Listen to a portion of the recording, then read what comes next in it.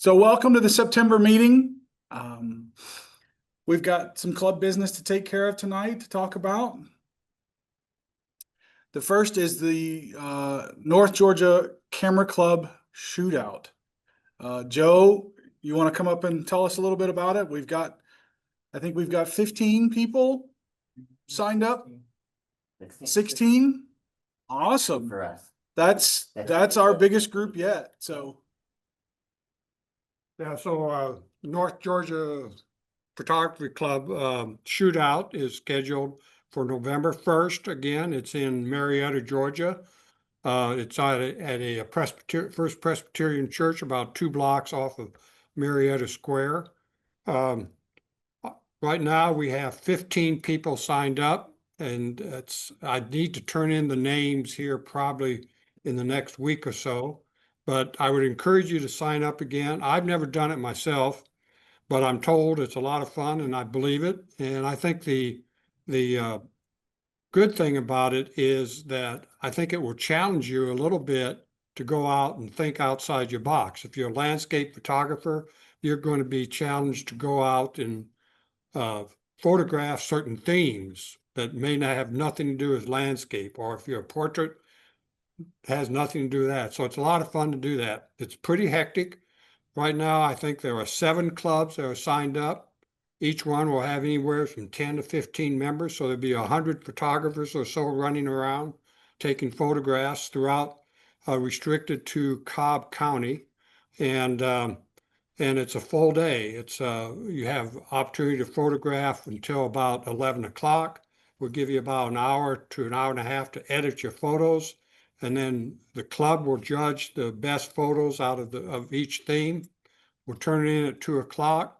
And then there are speakers that will be making presentations at between 2 and 5. And at 5 o'clock, there's a presentation of the winners.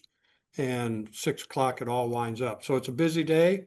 I would encourage you to sign up if you can. Yeah, Dick, do you have a question? Also the day of the Georgia Florida game. Oh, is it really? Well, Have to record it. that's right. That's what DVRs are for.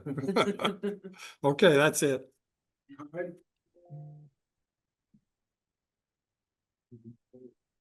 the next order of business is surprisingly, we're getting to the end of 2025 already.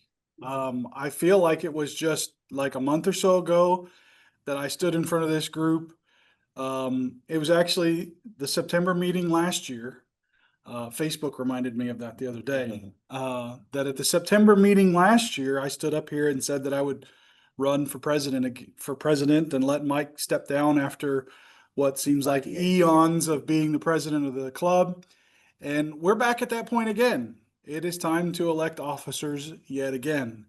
I am going to run again for president. If anyone would like to also run, put your hand up, step into the ring. You're welcome to. We need a secretary. We have a treasurer. I need to talk with Danielle to see if she's going to run for that position again. Come in unopposed, and she is the incumbent. Aren't those the right words? Yeah, you sound very political. I'm not a very political person, so the fact that I actually knew what those words are, I studied beforehand. Do you have a cabinet? He's looking for it. I'm still looking for the stuff from my cabinet. Like the speaker? Okay. Yeah, got it. the speaker of the cabinet. My cabinet would be a bunch of misfits and hooligans that would probably not be fit for office. Yeah, but if anybody's interested, I know we're a very small group online. I can't see online right now how many people are there now. We're a pretty small group tonight. I've told a couple people it's because you're gonna have to listen to the sound of my voice all night, and that probably turned a lot of people off. But anyway, if you're interested in becoming one of the club officers, or trying to get onto the board or just be more involved with the club, please let me know. Raise a hand, shoot me an email. If you're on Facebook, shoot me a message. We're always looking for volunteers. The pay is great. It's the same as last year. It's the same as last year, so no pay raises. But it's a very rewarding thing to be involved with. I suspect we might need some folks to help with the weekly challenges on the Facebook group next year. I haven't had a chance to talk to my other co-judges on that, but I would suspect that there might be at least one of them that would like to take a break. It is a lot of work to do that. That leads us into, because it's the end of 2025, it's already time to start thinking about 2026 dues. I'm sure that Rick is already starting to plan a year full of field trips for next year. And being a club member that pays your dues, you get to go on those field trips. The field trips are for paid members only. The meetings are open to anybody. You can join, you can watch, you can be here in person, and make funny faces and throw things at me if you like. Yeah, Rick's gonna come armed next month. He's gonna have popcorn kernels. I can just see it. And we've got our super secret behind the scenes Facebook page for members only. That's a lot of fun. And so be thinking about that for either yourself, or if you have more than one person, for a family. It's really not that much, couple cups of Starbucks and you're covered for the year. So And also, if you got any ideas on club activities? Yep. Yep. And that, I probably should have said that before. If you've got ideas for, well, actually, I was going to cover it here in a minute, but we also have Donna Grayson has proposed a new workshop for maybe next year. She is friends with a cinematographer and photographer that has over 40 years of experience, who has kind of raised his hand and said, if your club would be interested in doing a workshop, not just a field trip, not a meeting, but an actual workshop where we joined him somewhere for an afternoon to do a workshop, he'd be open to that. So I'm going to try to put something out to see if anyone would be interested in that. The spin on it might be less about cinematography, but if people are interested in learning video, that'd be a great place to start. But something that's super popular is cinematic photography, making your photographs feel like frames pulled from a movie. I know that there are times where I'm trying to edit something like that when I'm trying to tell a story that looks more like a movie rather than a landscape. I know I actually take photographs of things that are not landscapes. Hard to believe, but it is true. So we have that as an opportunity next year. I'm going to put out, see if Mike can send out something that in an email, the blast that would try to figure out if we can gather some interest on that. Maybe Rick can put something out and see if we can poll the members and see if they'd be interested in that. And at the same time, if anybody has ideas for something that you want to do for a field trip or a workshop or, a club activity, by all means, we are always open to audience participation, because, Rick, Mike, and I can sit here and come up with all kinds of crap to do. But if y'all aren't interested in it, then what's the point? I mean, really, the point is this is y'all's club. This is everybody's club. We want to do things that everybody in this club wants to be a part of. So if anyone has any ideas, feel free to bring them up. Rick, your turn. Although it's kind of same song, third verse, because you've done all of these for the last 3 months. So I'll do another month. On the topic of what do y'all want to do? See, I sound southern now. I didn't always have that. I don't know where it came from. You've been here too long. I've been here too long. What do you just want to do? Every year I solicit from both clubs, because we do field trips for Cobb Photographic Society as well as North Georgia. We do them combined. We've been doing that for a few years now. And I will send out a questionnaire soliciting your ideas on what you want to do for field trips next year. I did it last year. I did it year before that. So I'm always looking for that input. I will tell you that I don't get a lot of response. So be thinking about it. Field trips that we've done that you love, field trips we've done that you don't love, what would you do instead? That's probably the way to think about it. Okay. So yeah, coming up tomorrow night, the Astro trip. This was rescheduled from August when we got clouded out, so to speak. Now, tomorrow night, full disclosure, tomorrow night is looking right now like about, as of this moment, about 30% cloud cover.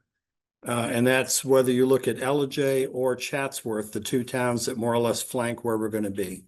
So there's a fair chance that we could get screwed up. There's also a fair chance we could get exactly what we want. You just don't know when they say partly cloudy, what that means. And you won't know until you're actually there. So it's a throw the dice. If you got nothing better to do tomorrow night and you already signed up for this thing, you may as well go.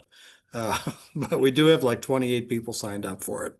So that's pretty good participation. What's that? Oh, you got the clicker thingy. All right, so then the next morning, for those who signed up for Japan Fest, CPS puts this one together. Our president from CPS, Pat Fahey, puts this together. And Japan Fest is in Duluth, Georgia. I think he's pretty close to that being filled up as far as free tickets. He had 15 free tickets for Saturday, and as of this morning, we had 13 people signed up. Sunday, you could still get, there's like 5 free tickets for Sunday, and I think only 2 of them are gone.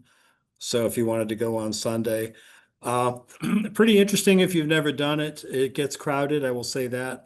But there's a lot of, I mean, it's all about Japanese culture. And it's a lot of kids walking around in really cool costumes and stuff. Mike, it's kind of, every year. Dragon Con and. Yeah, you do Dragon Con every year. It's kind of like a condensed, consolidated version of that. But you've also got the Japanese drummers and all the other stuff going on. Next. Chalktoberfest is the 11th of October. That's in Marietta as well. But at the same time, go ahead, click forward. Is Mike's train chase. And Mike, we had 11 people signed up for that as of this morning. So do we have is that going to become an official field trip? Which This one? Yeah, Mike's been doing a train chase every year. No, I meant for sign up, because I think Randy was saying he wants to participate in that. Yeah, I would like to do that. So do I. So do we have signups? Well, the sign up went out, Okay. just like all the others. It comes out from me. Hey, I don't know if I got it. Okay. Yeah, they can email, see that. Yeah, I sent that out. it's been a couple weeks. Yeah, We about got some. 2 weeks ago. About 2 weeks ago. Not again. If you can't find, if you need it, email me. I'll send it to you again.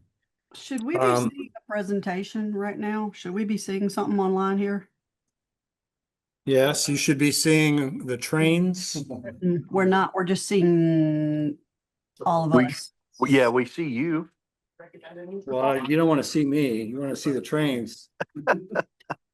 Oh, I don't even want to see me. yep, when we had to close it, apologies. It's okay. So for Should be doing that for one. your information out Yeah. there, while Travis is trying to fix it, It's he had fixed. these really pretty slides all put together for you. I'm sorry you missed some of those. Okay. See, this is when it goes back and it won't let me do the slideshow. Are you seeing it now? Are you seeing a train? Yes, Okay, good. Yes, Is it going woo woo? yes. No, it's not. I can Okay. imagine it is, but It did once. Okay, I guess we're okay. You want to go back to Chalktoberfest? No, that's okay. Someone. All right. So then the big trip that Travis is leading with Jason Blaylock, right? Coming up in October, and I'm hoping that he'll tell us some of the secrets he's been thinking about soon as to what he plans on doing when we get up there. But the extended field trip, that's been closed for a while now. We maxed it at 30 people and it's been full. I tried really hard to get us a dinner for the group. And the only place in town that could possibly accommodate us literally wanted thousands of dollars to put up a tent for us. And I said, you have to understand, your restaurant is not the purpose of this trip. Okay. Well, I'm sorry, that's all I can do. Anyway, so instead we're going to dine on our own, or we may go to that same restaurant and just try to find a friend to hang out with, or somebody we don't know from one of these camera clubs to hang out with. But really looking forward to that. We do a fall colors trip every year, and we've done a number of different fall trips in North Georgia. Usually they're kind of like a / waterfalls trip. And there's a few different locations up there. We get some great fall color, but we haven't done it in Tennessee yet. We've also done extended field trips, these 4-day type trips, Thursday through Sunday for birding in March, but we've never done a trip like that, an extended trip for fall. So this will be fun. It's been 10 years, no, Yeah. 9 years. Okay. Since 2016. So really looking forward to that one. I've never seen Tremont. I'm looking forward to finding out why Travis is so enamored of the place, but he's come back with some fantastic photos from there, and I want a few of those for my wall too. So I'm really looking forward to that. Yeah, And there's then, great pictures there. yeah, and then finally, as you're seeing, we have, and I just today built, I haven't sent it out yet, but I just built the announcement for our November field trip, the last one of the year, which will be Old Car City. And the beauty about Old Car City is that they now take credit cards apparently, because it doesn't say cash only anymore on their website. But you know what? I would bring cash anyway. I would probably bring cash anyway, but they, at least if nothing else, their website's more sophisticated than it used to be, because it doesn't say cash only. But it's How much 30 is it per person? It's $30 per person or 15 for active service members. Okay. Oh, active, not, Yeah, they make it a point to put the word active in there. well, darn. Well, I know. I mean, what active service member has time for freaking Old Car City, but whatever. Yeah. Anyway, there's that. And then if we get rained out, if it's a crappy rainy day, clouds are okay, but if it's rainy, we'll just go right up the street. 8 minutes from there is the Savoy Automobile Museum, which is fantastic, and it's indoors. And so it's two totally different kinds of photography, even though they both pertain to cars. Savoy is all about pretty, well-restored, beautiful vintage automobiles. And of course, Old Car City is about what you see. Rust. The opposite. It's rust, it's decay, it's cracked glass and weeds and lots of pine straw scattered all over the place. But it's a totally different experience, and it's fun. I see that, I forget what make that is, Travis, the one in the upper right that you've got there. That's the Cadillacs. That's a Cadillac. The goddess is on the Cadillac. When you see the announcement, you'll see a black and white version of that same one that I took. Everybody photographs that one. It's such a It's also cool, a statue in front of the Savoy. almost. The one in front of the Savoy is actually made up. That's not a real, that was never a real hood ornament, but it looks similar to a lot of those. It's bigger. Anyway, that's the last one of the year, because we don't do one in December. We let everybody deal with family in December. And then by January, we will know what our first field trip's going to be, which will probably be another birding trip in January, because there's not much else to do that time of year in Georgia. So we go over to Alabama and photograph sandhill cranes and whatever else we can find. Yep, Wheeler's, it's better than the other options up there. There's more birds there. So that's it for, It's the same. yeah, yeah. They got more than 3. Yeah, they got one. And that's all I got for field trips. Thanks. Thank you, Rick. Yes, sir. And thank you for all the work that you put into that. I know it is a lot of work, because I see the behind the scenes stuff, all the emails you send, and I'm not always great about responding to them, and I apologize. I'll try to be better about that in the future. Just to kind of recap the rest of the year, we only have 3 months left, including this month. Tonight, I'm going to be speaking about architectural photography. Next month is a photo review only, and we'll be in person here in the room and on Zoom. And the topic is going to be Georgia only. That is photographs taken within the confines of the wonderful state we live in. And our guest speaker from July is going to be our judge for that. Tom Wilson has agreed to come back and be the judge. he's got pretty good marching orders about how to be the judge now. We're not going to have that problem anymore. But I don't think anyone's going to have to. I don't think you'd have that problem with Tom. Tom's a swell guy. I really like him. I like his style, and I had to do some persuading to get him to agree to do it. But he is going to be our judge next month for Georgia only. I'm really looking forward to that one because, I mean, we are the North Georgia Photography Club. We should all have quite a bit of photographs in our catalog from this state. And then we'll wrap up November with one for architecture. Sometime in between now and November, I'll be sending out kind of a survey asking for what people might like for next year. I've got a few ideas in my head already that I'm going to try to challenge everybody with. I kind of want to make the themes next year something that might make you actually get your camera out of the bag and use it. Because the reality is we should all be out taking pictures more. I know I haven't been taking pictures much this year, and I really regret it. So if it can make me get out, hopefully it can make others get out and shoot something new and maybe challenge the way you're looking at things and just get you out there using it, knock the rust off, if you will. So, like I said, next month is going to be photo review, and it's going to be Mr. Tom Wilson, and I'm really looking forward to that. Tonight, the few people in the room and the few people on Zoom, well, you got to listen to me the rest of the night too. But I've got to switch programs because I did not put them all in one. So give me just a second to switch the program over.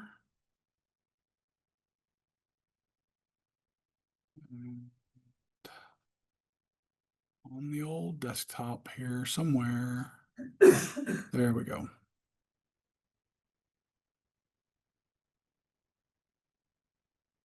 And let's go back to Zoom, tell it to share the screen. Why it can't be just easier, I don't know. Can someone invent like a system that's better than this? You got a lot of smart people in the world. How come they can't make this more seamless? I think you need to make a note on that, make a better system. Thank you. I shall endeavor. So, a little backstory. I had 3 different people that I was trying to get to do this presentation this month because the reality is I really would prefer that everyone get to hear from somebody that they don't see all the time. We had a little issue where our original planned speaker, we decided to go a different direction. That's management speak. And then I had 2 really great photographers that I've been courting for months to try to get them to come speak at the club. And neither one of them could be available tonight. One of them is out of town and one of them is doing a workshop.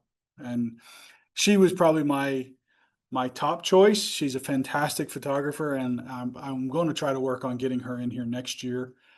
Because even if you don't really care for architecture, the way she photographs the shapes and light and patterns of buildings, you almost don't realize that it's architecture. It transports you to abstract art, and she's fantastic at it. Her name's Angie McGonigal. If you look her up, she is a fantastic architectural photographer, leads workshops, does the Outer Chicago Conference. I mean, she is a very well-known architectural photographer. So I'm going to have to talk the board into that one next year. But we'll hopefully get that done. So all that said, you've got me tonight. Backstory on me, I've been in the architecture industry my entire career. I went to architecture school, got my master's in architecture, and spent 23 years doing architecture and design. And now I work in the architecture and design department at Hilton. So I've done architectural photography pretty much since I got started. It's one of the things that got me into photography, that and race cars, 2 very different things that got me into photography 20 years ago. So tonight I'm going to kind of just go over some of the fundamentals of what I think is important for architectural photography. There are several different architectural photography styles. I'm not really going to cover real estate photography tonight because to me, real estate photography is kind of like a business transaction at the grocery store. You show up, you buy your stuff, you pay for it, and you go. And that's what real estate photography is to me. There's not a lot of creativity in it.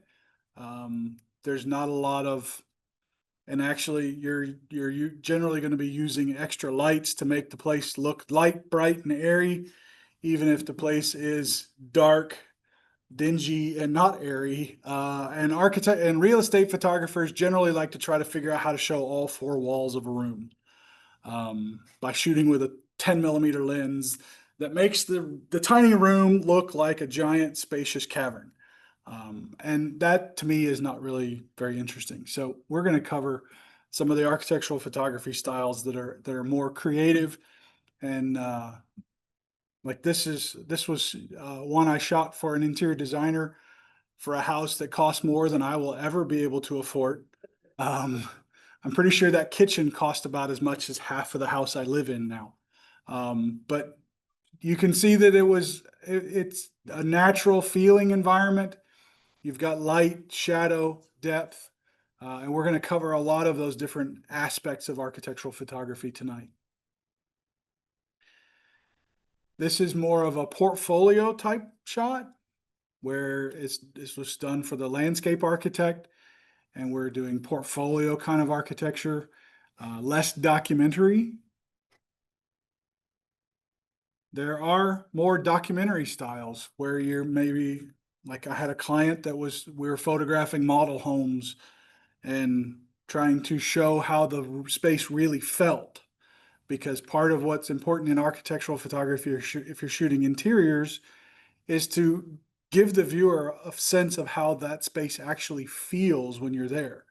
You know, we talked about, I kind of joked that real estate photographers light it up so bright that it feels like you've got the world's best lighting in every single room.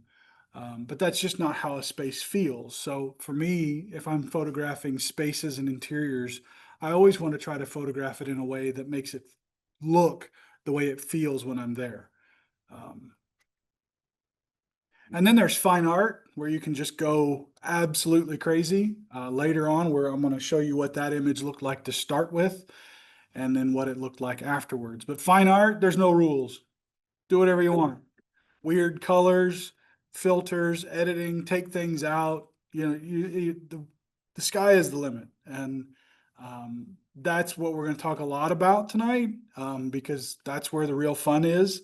I think a lot of people are probably way more interested in how to photograph the shapes and textures of a building. If you're walking around downtown or even in downtown Dawsonville, you can walk around and do architectural photography. You don't have to go down to the wild streets of Atlanta to do this. You can go anywhere you're at. And one of my favorite times, I was photographing street signs and building signs in a little bitty town outside of Reelfoot Lake up in Tennessee. I don't think I saw another person the whole time I was out there, except for the police officer that asked me what I was doing. I said, what does it look like I'm doing? I'm standing here with a tripod that is 5 feet tall with a camera on it. He says, well, we don't have people do that very often around here. I'm like, well, that's not my problem. It's pretty clear what I'm doing. But anyway, in documentary and real estate photography, where you're trying to portray something that you might be selling, the rules are pretty strict. Can't really take things out. You need to show things that are actually there, true to life. But I always try to throw a little, I wonder if my little pointer is going to work on this. Nope, it's a TV. Well, I can use well, no, that doesn't work either because I'm on the wrong screen. Man, come on, Dick. We gotta have TVs that can take laser pointers. Not that easy, is it, It's Trev? not that easy. But you know, when we do this with a screen, the color never looks good. The picture's fuzzy. It's, you know, so it's one thing or another.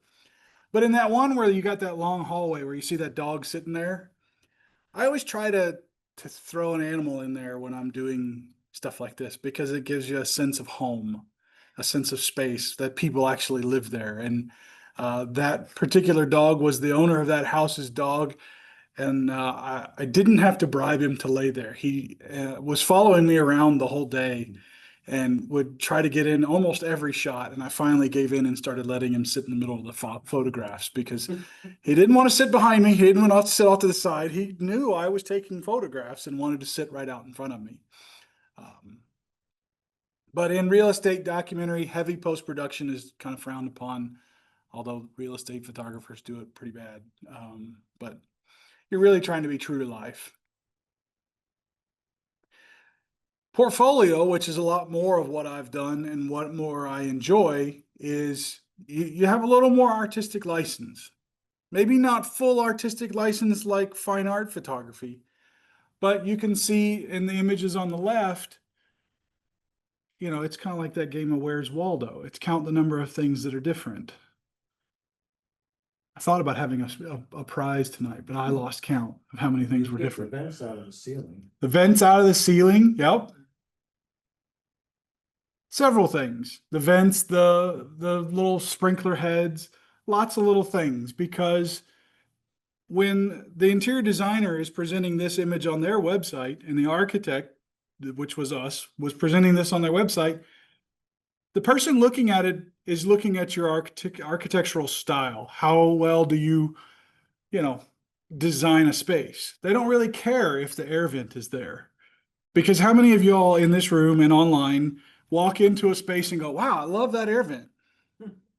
It's just not what the average person sees or looks at when they go into a room. People like me see them and I'm like, wow, they could have put that in a better spot.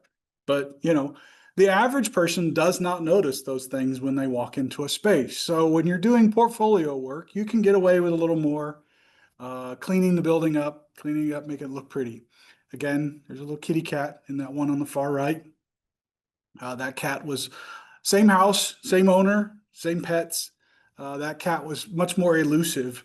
And I actually sat there and waited for the cat to peek out from behind one of the walls because I really wanted to kind of add that cat in there, because on the website I created for that house, the picture of the dog and the picture of the cat are right next to each other on the website. Just kind of showing that the space is lived in. And then there's the fine art side of things. I won't play the game of how many things are different on these because it would take us the rest of the night and everything. I think everyone wants to go to dinner later. But you can see that the one on the top left, how it started, it was in color. It had some really weird clouds and it wasn't the best time of day to be shooting it because the sun was behind the building. But I didn't really care because my vision for that image had nothing to do with the sun. That image is part of a series that I was working on several years ago called the On White series, where I made the sky go completely white. And I did it kind of as a antithesis to what a lot of architectural fine art photographers were doing at the time, which is more like the one on the bottom right, which is the deep, dark jet black sky. So I was going the opposite direction and going with a bright, white, blown out sky. But if you see every one of those panes of glass, every single one of them, there is a selection in Photoshop for each one of those. Every last one of them. So this took you how long to edit? 40 to 50 hours. I don't have that kind of time anymore, but back when I was doing a lot of this stuff, and granted, Photoshop has gotten much better about making selections now. But you can see that I've also bent light. I've created light and shadow on those faces of that building to give them more surface gradient than they had in the original. I wish I could point to things, but I can't. The left side of that image is darkened to bring that front face out. That front face has a gradient on it to darken it as it goes around to emphasize the curvature of that glass. Every last one of those panes of glass got cleaned because this is in New York City. New York City is not exactly a clean city. And when I wanted everything to be bright white, there were dirt marks and streaks and grime all over that building. And I cleaned it all up. That building has never been that clean and will never be that clean again. The one on the bottom, same thing. You could spend a lot of time figuring out all the things I cloned out, photoshopped out, cleaned up, and made a very striking black and white image of without all those distractions. I mean, the light pole is gone, the pole is gone, the shadows even are gone. There's shadows that have been removed. All of the street lights have all been removed. Yep. Yeah. Cropped in the left side to let that, because I'm one of those people that doesn't mind diagonals coming out of the corner. That's a hill I'm gonna die on. I'm okay with that.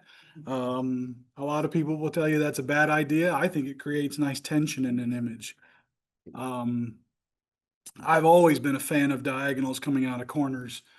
Like I said, I will defend that one all day. But again, it's just a snapshot that it took me longer to walk up that bridge and get there. This is the bridge that's in Charleston, and you can go over to the Mount Pleasant side and walk across if you've got strong legs and a big strong back, because it is a long walk. But I was up there for maybe 10 minutes, got a couple of shots, and this is the only one I really liked. And again, spent 30, 40 hours in the editing process. I actually at one point made a video of the editing process to show the elimination of all the objects.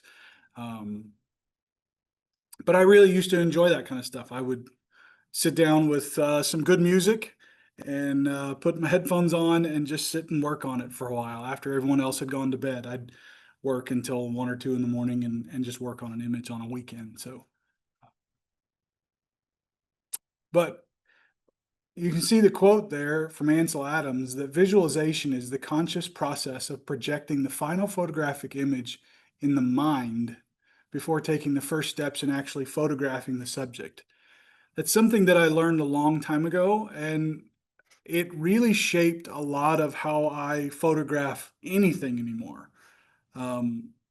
Standing in, Mike and I like to joke that the last time we went to the Smokies, we were standing in Cades Cove, and I like to try to visualize what I'm going to do with the image, usually before I ever turn the camera on. And architectural photography is one of those that really plays well into that, because you can be walking around and you can see the shapes and patterns and textures and go, I can work with that. There's some crisscrossing, there's some intersections of lines, there's some curves, there's some shadows, some light.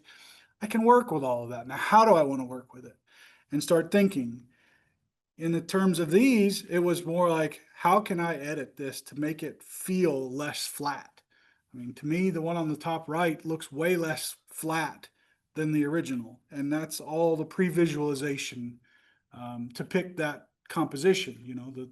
Again, the diagonal coming out of the corner with the big pane of that building rising up out of the middle of the frame. It was intentional. It wasn't an accident. I think I only shot 2 frames of that building. Same spot, one vertical, one wide. I went with the wide one because it just felt better. Here you can see another one that has got a lot of editing done to it. Completely changes the look of the photograph. And it's all the power of editing. Between grayscales, gradients, solid fills, selections. I mean, the selection tool got abused and used for that image. But this is kind of that on black series that a lot of architectural photographers like to do, where they make it feel like it's on black.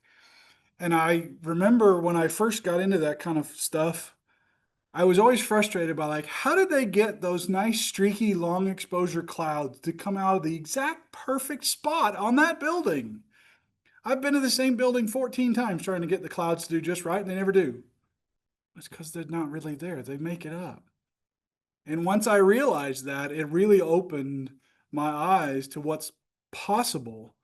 I watched a video by, I'm going to butcher his last name because he's Dutch. It's Joel Chinchelar. I don't know. It's Tjintjler. It's really, it's a mouthful. A lot of consonants, not a lot of vowels, and I'm not really sure how to pronounce that. I've been down in the South far too long now too, Rick. But he actually put out a video several years ago that shows what his image looks like before and what it looks like after. And if you think I spend a lot of time at 40 hours on an image, he has hundreds of hours in images because him and Juliana Gospodaru are fantastic. They do workshops together. They go in and in a cityscape will select each face of every building, and it all has its own selections. And they will shape and bend the light through a city in a way that you've never seen.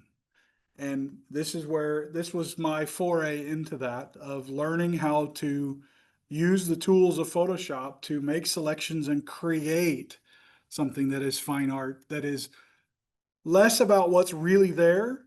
But again, it's all about light. It's creating depth and shadow and making that building pop out of the screen a little bit.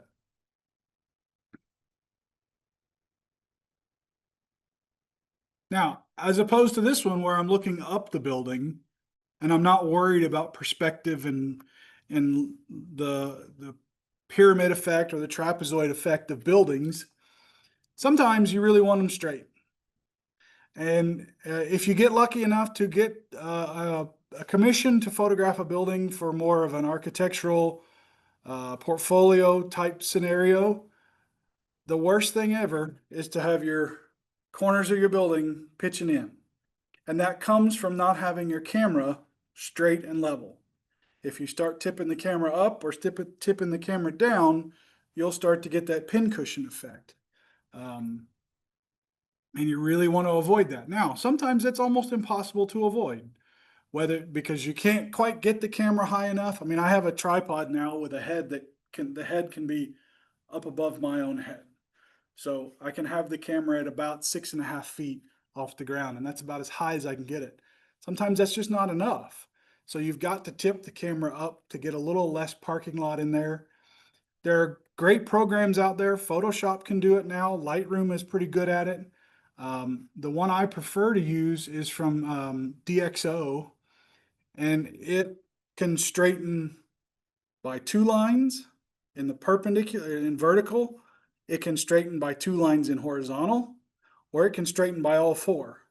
And it manipulates the image to just make those slight little tweaks to get it nice, clean, and square. DxO, the people who have Nick now? Yes. Yeah. Yeah, I think so. They do.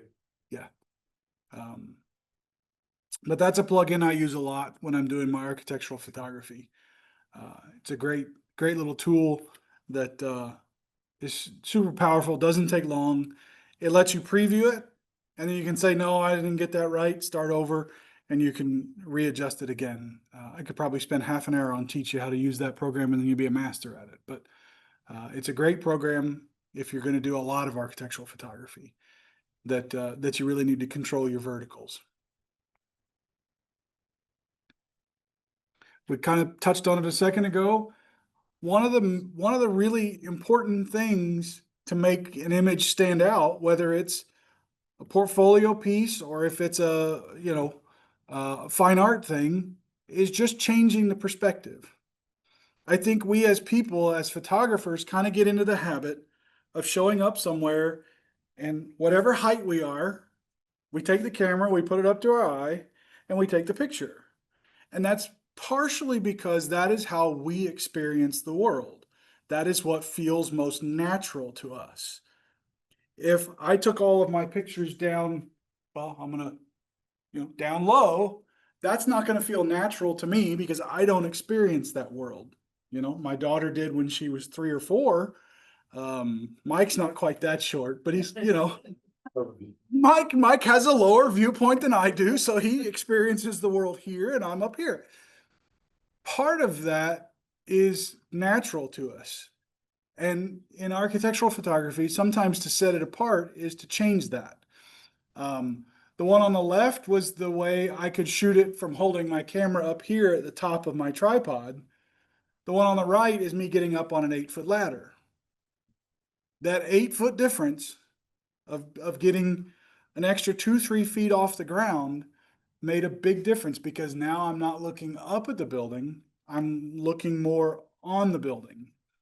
Same goes for getting low. The one I showed earlier, I was down low, almost sitting on the ground, looking right up the spine of that building. Change your perspective. Did you have to correct it anyway? Oh, for yeah. straightness? Oh, Yeah. yeah, because shooting with a wide angle lens, a lot of times you're going to get that barrel distortion to try to get that whole building in there. So I still correct. Any architectural image that I want straight and true always goes through. Even if I think I nailed it in the field using a level and a leveling tripod and all that stuff, I'm still going to run it through that program and just double check it because um, the the discerning eye of a client will always find, hey, my building's leaning in and it doesn't look like that. Why'd you do that? You know, so just change your perspective, whether it's getting higher, getting lower. Uh, I try not to shoot architectural photography from eye level. If I'm doing more portfolio stuff, I actually try to get just a little bit lower than my eye level. I kind of have a rule of thumb that if my camera is in front of me and I can turn my screen out flat and look down at it, kind of like old school medium format, that's about the right height. That's just how I gauge what I like for portfolio work. But for fine artwork, all kinds of angles. I try to get low, get high, um, change your viewpoint. A great thing to play with if you have the opportunity is a tilt shift lens. Has anyone used one of those? Most people haven't. But learning how to use one to do architecture then makes you want to go out and use it in nature too. If anyone that's seen several of my presentations has seen tilt shift images in almost everything I've ever done, from astrophotography to landscape photography.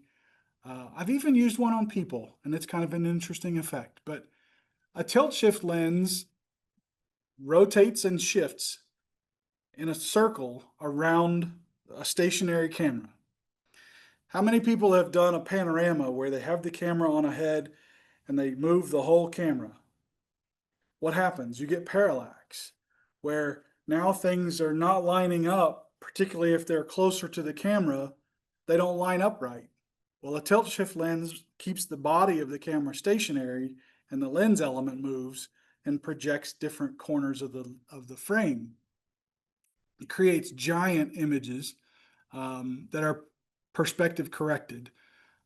Perspective correction that's how architectural photographers back in the film days, they would make sure they got really true and straight photographs because tilt shift lenses don't suffer from barrel distortion the same way that wide angle lenses do.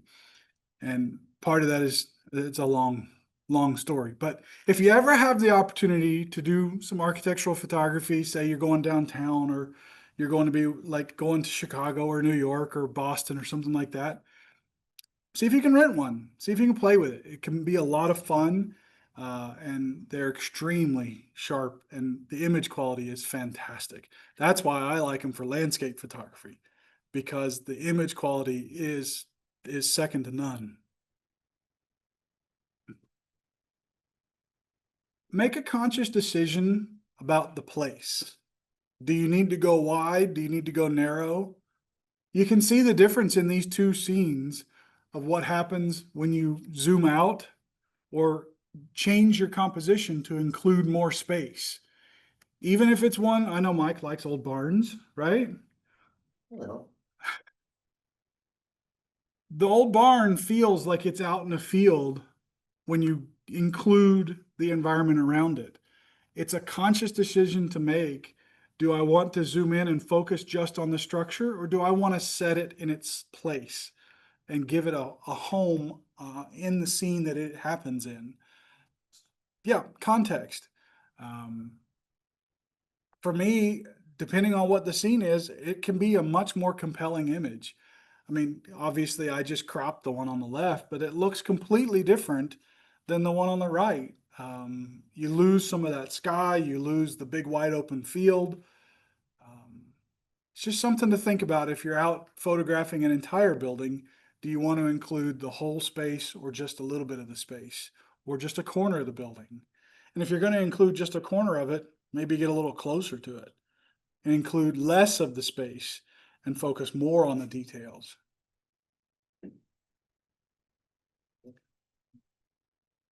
That's a tough shot. Sunset in San Francisco from a roof deck. But that's the sense of space. Like this tells you that we are in the urban downtown environment, and gives potential clients for this landscape architect the concept that, hey, he can design a very complicated space in the downtown urban environment and make it look and feel like a little haven in that nonsense of the city. But you know, if I had gone to the other side and photographed going the other direction, it was open sky. And it just doesn't have the same effect. It doesn't have the same feel. I don't even have an image from the other side because it wasn't any good. Like when I walk into the space, I walk around a lot before I ever get the camera out. I walk around and try to visualize, going back to that visualization. I try to see what I have to work with, what I might want to photograph, what I might want to include, what I might not want to include. But the sense of space is such an important part, particularly if you're going to shoot wide angle. You know, we kind of joke that real estate photographers want to show four walls and make spaces feel bigger than they really are. But generally, when we're photographing architecture, we can kind of make it feel smaller than it really is. So one way to try to make spaces feel bigger is to create depth. One of the things I've talked about in some of my other presentations is creating depth in an image, having things going on in front of you and far behind you or further in the distance. With architectural photography, even if you're like at a museum and you're trying to photograph the way people are working through a space, use a doorway. Frame the space with the people with the doorway, and that creates kind of boundaries where you keep your viewer looking into your image, into the really important part of what you want to show them. Kind of like the one in the bottom middle there. You're using a doorway to frame the space that you're showing. And that can be done in all kinds of it, but it doesn't have to be documentary. It can be more fine art. I should have put one in there. I've got one of the Louvre where I'm looking through a room to the gallery beyond, and I did it as a long exposure, about 2 seconds. So all the people are moving through, but the building is stationary, and it's that stationary and movement all at the same time can create really dynamic images. When I photographed hotels, I would try to have the room off in the distance illuminated so that you had that depth, so that it wasn't dark in that back room. Just creating the feeling of being in that space. Funny story, the one on the right, that's an old, really, really old house that we renovated as an architecture firm. And the three interns were measuring it when it was abandoned. And we were standing about where I'm standing now when we were pretty sure we heard someone walking down the hallway. And we turned around and said, "Who's walking down the hallway?" We're like, "Well, it's only the three of us here." We all three heard footsteps walking down that hallway. Freaked us right out. We got out of there pretty quick. We did not want to be there when it got dark later. Again, with the creating depth, having the room in the distance illuminated, but then in the far distance, having the front entryway being just a little bit darker. It creates that depth that room's not being used right now, but this room over here is, the kitchen is. It's just creating a sense of, it's not a flat space. It was a conscious decision to use that post on the right to frame the right side of the image so that the eye didn't wander off to the right. I'm using 2-point perspective so that the perspective is coming into the middle. That's a much easier perspective to work with in the field. It's less dependent on having the camera absolutely perfect. But to me, using 2-point perspective really creates more depth. When you use 1-point perspective where you're looking flat onto something, it can appear more flat. So think about that when you're out doing something with architecture.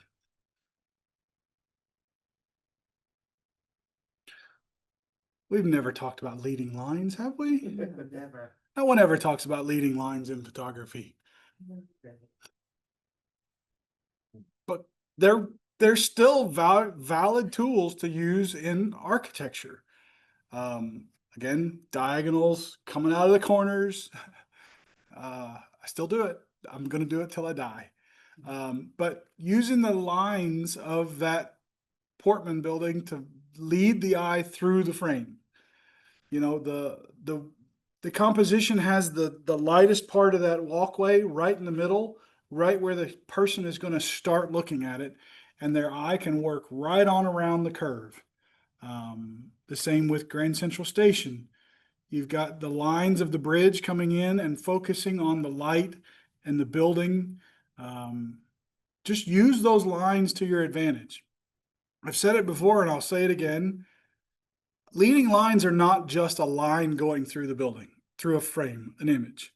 A lot of people say, there's a line going right through there and that's a leading line. In my opinion, it's not a leading line unless it leads you to something.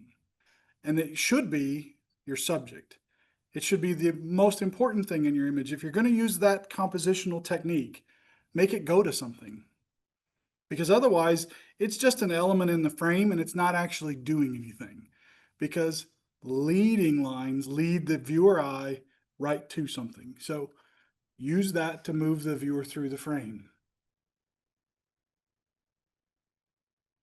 When you're starting to do more fine art stuff where you're starting to play with light and shadow, that's where it starts to get really fun. And sometimes it means walking around and saying, that light's not right for this shot yet, but in an hour it might be. And then you come back to it an hour later and you get that nice golden light, like on the one on the right, where when I first walked past that, the sun was still too high and the shadows were more straight down. About an hour and a half later, we came back and the light was on that face and it created a highlighted side and a dark side. And what does that do? It creates depth. It creates 3 dimensions. Same with the one on the left. I'm standing on the shadowed side of the building so that I can use the lit side of the building to create that shape, to create that depth. It's not just a flat image. Most buildings are not flat.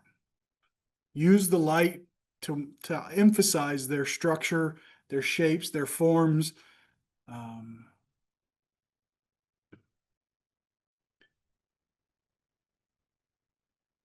That image does not look like that 2 hours earlier because the lights aren't on all the houses. It's not just natural light that you got to watch. Sometimes it's waiting until twilight when you can actually get the lights on in all the different houses, because what does it do? It adds life to the image. And then the fire pit shows up and you get the glow of the fire on the sofa there.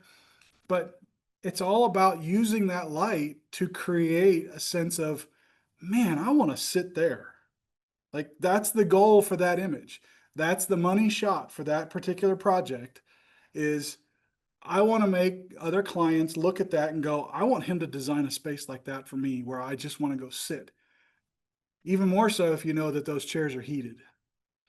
They're a concrete resin and they have heaters in them. And because they're bowl shaped, you sit down in them and it's this little warm cocoon and you don't even notice that you're in San Francisco and it's 50 degrees outside. They're wonderful, but I digress. But use the light to tell the story of that space, create life in that space. Because without all the lights on in all those houses, it just was flat. It wasn't interesting. I mean, we sat there and waited and waited and waited for the neighbors to turn their lights on. We just had to wait. And they finally got home from work and they finally turned their lights on. And it was like, get the shot now. Every floor. I know, but Accommodating. I know, right? Well, you realize that's a loft and they've only got 400 square feet and they pay $4,000 a month for it. So, you know, San Francisco. it's San Francisco. Actually, that one up at the top in the middle, that is a 2-story space. So there's no actual rooms up there, but, you know, again, it's that visualization. It's seeing the angles and saying, I want to wait until everyone turns their lights on. Architecture is more than just buildings. The built environment is architecture. An architect designed that bridge. Why can't that bridge be something photographic? I entered this one in the American Society of Civil Engineers Bridges contest several years ago.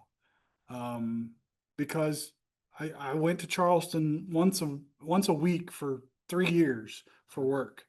And I have so many photographs of that bridge now, but this is one of my favorites because it had that really deep pink sky, that deep dark blue of the clouds, and the bridge. The bridge was just starting to light up. The lights were just starting to turn on. You don't have to, doesn't have to be just a building. I wouldn't recommend porta-johns for architectural photography, but you know, they're not very, I mean, you could, if you can make a porta-john look good, let me know. I'd like to see that, maybe. Yeah. There's the challenge for the night. Maybe one of the subjects next year is gonna be porta-johns. But what that means is unexpected subject. That's one of the words that's one of the concepts I've been thinking about for next year is unexpected subject.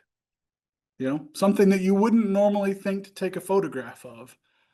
Make it interesting. Make it something, huh? It could be fun. It could be, but it could be challenging. Like, let's challenge ourselves. We've all shot reflections. We've all shot sunrise and sunset forever. I'm getting back to the beginning of the topic, but anyway. One of my favorite things to do when traveling is urban skylines. Whether it's the city of New York or Chicago, or Cincinnati or wherever. If you're traveling to a city that has a picturesque skyline, do some Google Map research. Figure out where you can go to get an interesting, you know, perspective on that skyline. What, is Yeah. that ice on the? It is. To this day, I have photographed in the heart of the Tetons in the snow. I've been all over the place when it's really cold. I've been on the top of Mount Rainier when it's not top of Mount Rainier, but at Rainier National Park when it's really cold. That morning, standing there photographing that lake at Chicago was the coldest I have ever been in my entire life. Really cold. Uh, City? the ambient temperature was 13 degrees. Yeah, The wind was blowing about 30 miles an hour. see water. And I had nothing exposed except for this. Yeah. And when I took off all my gear when I got back to the hotel, this was blood red. It was the color of your shirt from windburn. My camera did not like it. It kept freaking out. It did not want to take photographs. The lens kept, I'm pretty sure the lens kept freezing a little bit. And when it would try to take the photograph or adjust, when I would try to adjust aperture, I could just hear it going. I'm like, oh, that doesn't sound good. That sounds expensive. Let's not do that. But I had hiked 2.5, 3 miles from our hotel down to this point. I wasn't going to let it stop me. And the photograph in the top left is later that day. The ice is all gone already. I mean, the only morning that the ice was there was our first morning in town. And by the afternoon, it had warmed up to the point where the ice on the water was gone. You can still see there's some on the seawall there, but the ice was gone and it didn't come back the whole rest of the time we were there. So I was really happy to get that shot, and that's why I included that ice in the foreground. We talked about that sense of space and sense of place. If I had zoomed in and just shot the skyline out there without including all of that ice, yeah, you'd still probably know where it is if you recognize the buildings. But is the image going to be nearly as interesting? I don't think so. Identifies the time of year too. Yeah, it gives you a sense of place, time, conditions. It makes you feel cold. I mean, I get cold just looking at it. Every time I see that image, I still get cold from it.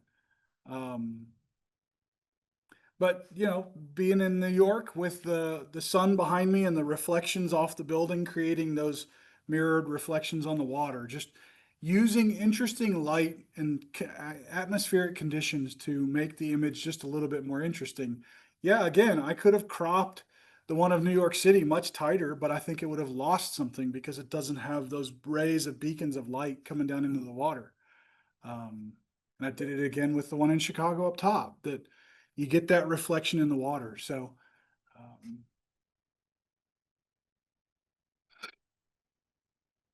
one of the most fun things to do is play with reflections.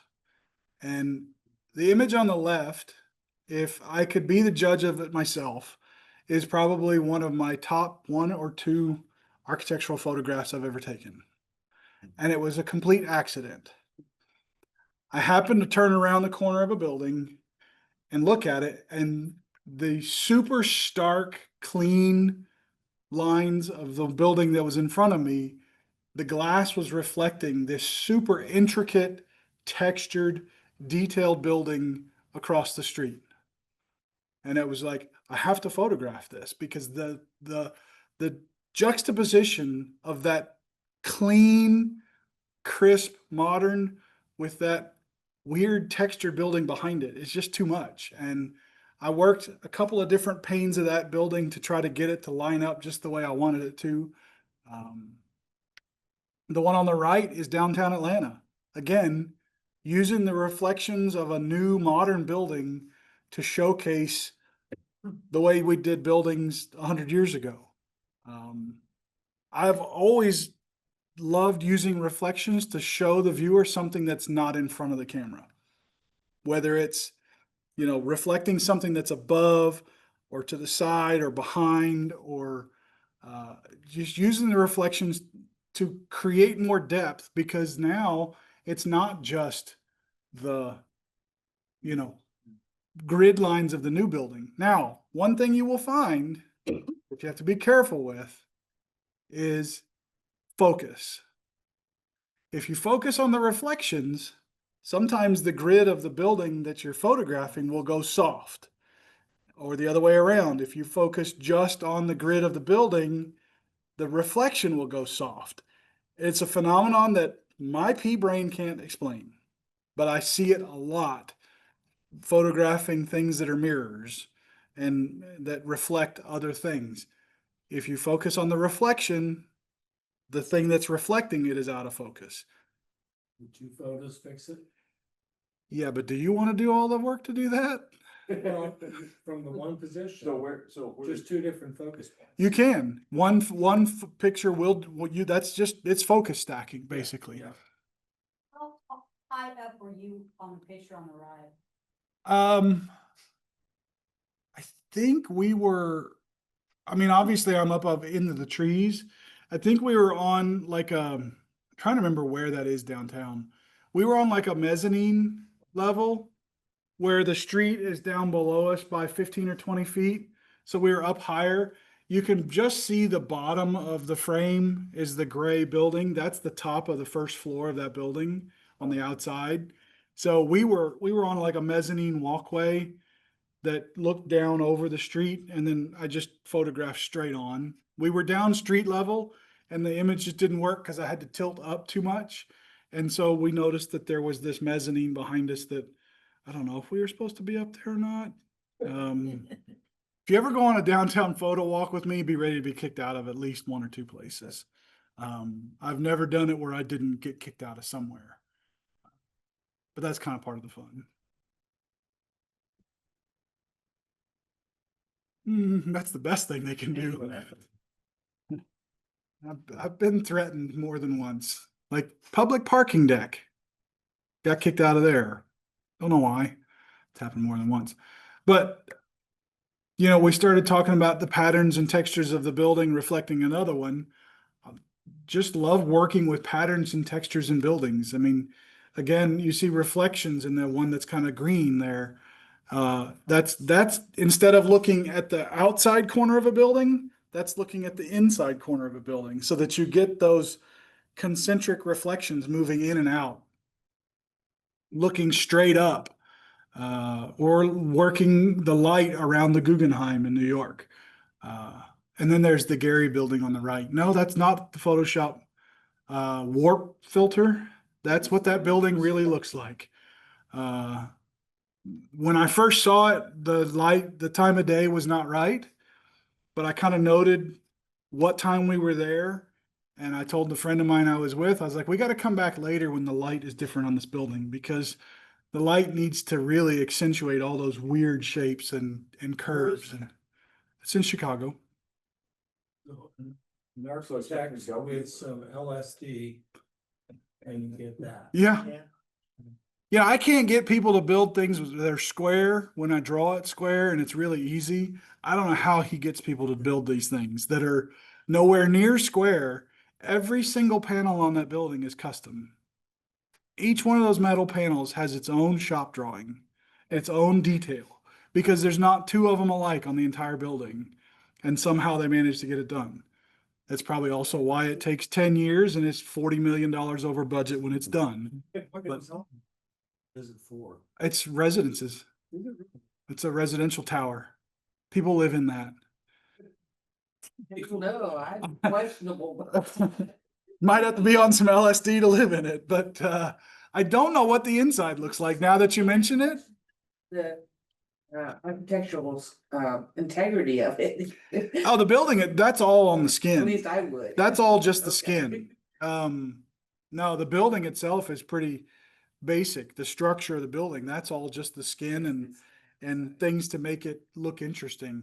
But that's Frank Gehry. If you ever look up Frank Gehry, everything he does looks like it's got the Photoshop warp filter. That's just, I think that's how he comes up with it. He just takes a regular building and warps it in Photoshop and says, that'll look cool.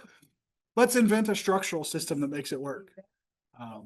Gary and the Guggenheim, it seemed like one of those you were not allowed to photograph supposedly, that they would get on people about, I don't know, the building's trademarked or something where you couldn't take pictures of it. That wouldn't surprise me with Frank Gehry, but if you're out on the public street, he can't really stop you. To completely honestly, I have used that excuse more than once with security guards. I was taking pictures of a building downtown Atlanta, the Equitable building. Cause you remember the one that was really black with all the shapes and stuff. I was trying to use the Equitable building for one of those.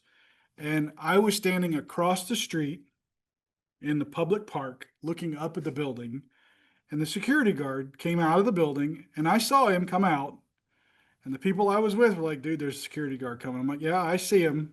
And he's probably going to come over here and tell me that I shouldn't be here.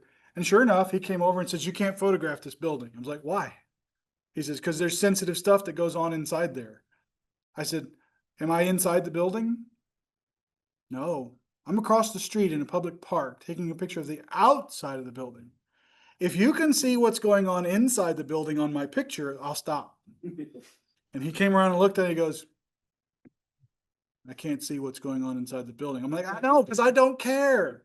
I want a photograph of the outside. So just a little, ammunition in your pocket. If you're on public property, they can't really stop you. Now, I've been kicked off of private property trying to photograph a building and left peacefully because I was like, yep, I'm on your property trying to take a picture of the building. It's a cool building. I like it. I'll go get kicked out of somewhere else instead. But again, it's all about the interaction of the different elements of the building. The one on the right, on the top left, it's again, that concept of I fit the building across the street into the opening to the sky of the one that I was standing under. So working around trying to incorporate both buildings into one, creating kind of a graphic image. The one on the bottom left is one I photographed for a client that they were really happy about how the gardener had trimmed around the doorbell. And how the doorbell kind of mimicked the round of the gate. So I photographed the doorbell and its nice little topiary trimming and let it mimic the gate. I always like to also work in threes. I had this discussion with my wife today that things in pairs sometimes look a little too much tension. And in Greek architecture, 3 and odds were, if you count the columns at the Parthenon, it's an odd number. Because if you did them in an even number, it looks funny. And so when I'm working, trying to find groupings, I try to find odd numbered groupings, like the 3 doors on the bomb shelter that's abandoned. No, I didn't go in there. I wasn't about to. I had no idea who'd been in there. But just It actually was bombed. that's out in up north of San Francisco. It's a bomb shelter. Is it right across the Golden Gate Bridge in Marin County? Hmm. Yeah. Okay, Yep. I've been I've been there. there too. I've seen it. Yep. We walked around all day, and I think that's one of the only photographs I took from the whole day. And it was just because I liked that kind of rusty metal doors with that green paint that just kind of looked a little bit toxic. I'm pretty sure there's lead in that paint. But then there's the concrete that's not aging well in that salty, like, environment that San Francisco is. And I was in Marin County taking pictures of the Golden Gate Bridge, and it was fog, fog all over the bridge. And I mean, I knew the Golden Gate Bridge would be photogenic, yeah, but I also photographed that building that you're. Yep. Well, I'm going to the Golden Gate Bridge. I'll photograph the bridge. Yeah. Okay, I didn't expect I'd find something else. Yeah. There that those unexpected subjects. I think we're going to make that a theme next year. Yeah. That's going to be a topic.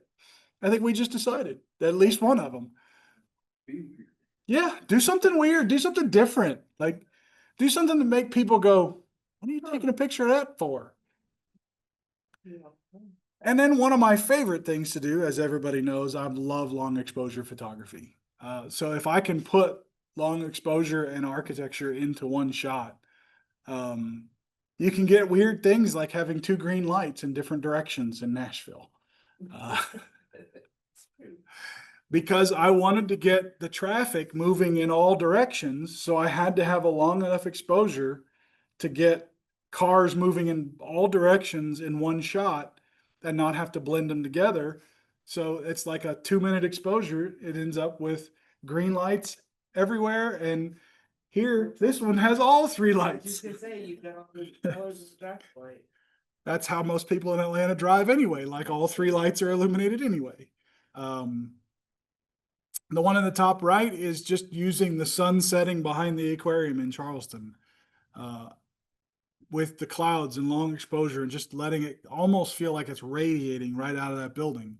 And you can see I used looking up at the building to create drama and impact rather than trying to be straight on the building. And then the bean down in Chicago, making the people all move through the building, through that space. Again, not worrying about the parallels of the lines of the building, creating that drama, letting those tall buildings recede away in the background with this weird orby alien looking thing in the middle. So using the long exposure puts the people in motion around it. Most people have seen that photograph by now. And that's it. Just some basic concepts to think about when you're out photographing architecture. Any questions? How many times did you have to post bail? I've never had to post bail. Never. Never had to post bail. What's the best city?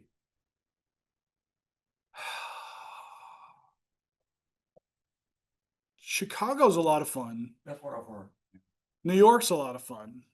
But then there's places like Seattle. There's many images in there from Seattle. Seattle has a lot of really neat architecture, really modern buildings, that a friend of mine and I have been to Seattle a couple of times, and we love walking around the financial district down there and taking pictures of the buildings. I mean, I can have fun in any big city going down and taking pictures. Not so much Atlanta, because it just doesn't feel as safe anymore. The last time I went, I got accosted and someone tried to steal my camera bag, so made me not want to go back. But anywhere there's a lot of life. I mean, Chicago, the thing I like about Chicago is that there's so much of it that you can just walk around and the really bad parts of Chicago are outside of like the Magnificent Mile. Like you can spend a lot of time around that whole area, around the river, and just wander around. I mean, and I've felt completely safe doing it and really enjoyed it. You get a lot of people moving around, so you can put people into the frame. So yeah. Do you primarily on the interior, are you shooting Flambient or HDR or how are you doing that? I generally try to photograph the room as the room, and then I will add lights to mimic the natural light of the room. If there is light coming, the worst thing to me is to be like, say we're photographing this room here. The window is over there, so the natural light is going to come from there and there. To have it feel like natural light's coming from behind me feels weird. You can tell that somebody has added light to that photograph. So I try to work with adding light that mimics the natural light.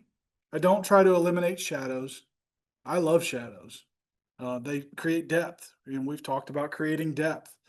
So if you're getting rid of all the shadows by doing Flambient, you're just making it feel flat and lifeless. So if I'm ever adding light into a space, it's generally to complement the natural light that's already there. The ones from that big white kitchen, almost no lighting at all. No, it's just the lights. It's just the natural light of the room and bracketing and being able and manually blending. I don't let the computer do any of the blending for me. It's all done by hand. That's just, I mean, I've You're already, shooting several brackets. yeah, some people will say that when you're trying to shoot natural light and you bracket, that means you don't know what you're doing. I'm like, well, no, I think it means you're getting everything you can to be able to have it to work with when you get back to your computer and not have to go to the client. I kind of messed up and I didn't get enough shots of that room. Can I come back? Because when you're getting paid to be there, to go back is extra that you're not going to get paid for. So I always over bracket. Heck, I do it when I'm in landscape photography mode. I'll over bracket just that way I can have all the data. Because if I've flown to Iceland, I can't just go back next week when I get home and go, man, the highlights are blown out on my darkest image, So it is what it is. So, all right. Anyone else got a question or? See if there's some chat. Anybody still there? There's some chat. A photo walk with Travis in downtown Atlanta would be a great workshop. I tried to do that once and then it didn't go well. Yeah. Yeah, in Chicago, the suburbs are definitely scary. I don't know that I'd go to the suburbs of Chicago. We actually did. My wife and I rode the train out to see a Frank Lloyd Wright building way out in the suburbs. And the next morning, our waitress at the hotel, she was our waitress every morning. She served us breakfast and she said, "Where'd you guys go yesterday?" We told her that we rode the train out west and she goes, like the look on her face was, "You made it back." And we're like, yeah, it was a little rowdy. I mean, the cops showed up on the train and took people off the train. It was a little rowdy. And this was years ago. I mean, it's been 10 years, 10, 11 years now. So I can't imagine it's gotten any better. But so yeah, I'd love to do a photo walk. It doesn't have to be downtown Atlanta. It could be anywhere. We could do that anywhere. There you go. We could try to figure out an architectural photo walk, Rick. A little field trip for next year. So Sarasota would be cool. Yeah, Sarasota, Sarasota. is that what I There's heard? a lot of good buildings there. Oh, cool. Orlando's cool. You could do a photo walk in Orlando when you go down to the birding trip. Don't you go? Only time I've been to Orlando was through the airport, and I hated that airport. Yeah, the airport's there's They have terrible. Kids and strollers. What's up with that? I think it's this place with a mouse that's the mascot. That's what I It heard. might be that. I don't remember.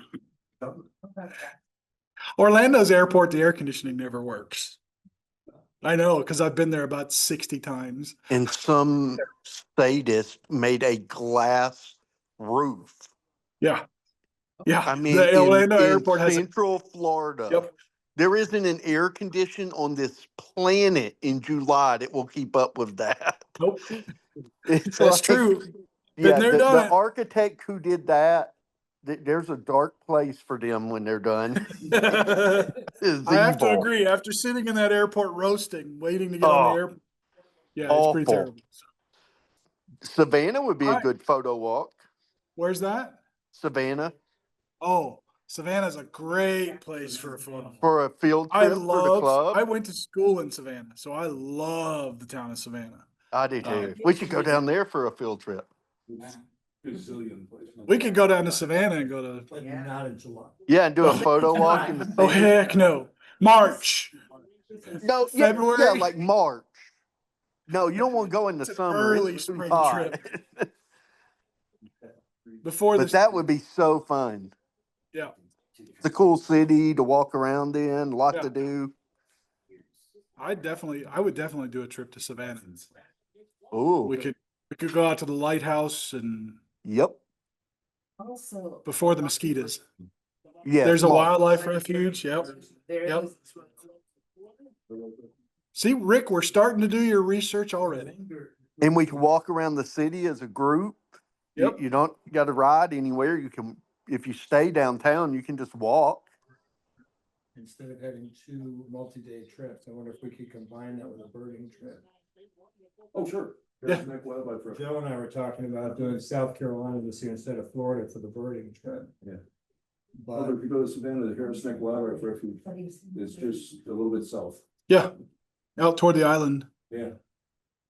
That, Next It time could we be- do it Key could be a Walk, combo. Marvin, Ohio, yeah. next May. You'll love game. Then you'll be able to Photoshop the. You could go to Fort Pulaski. Yeah. Yeah. I mean, there's so much to do in Savannah.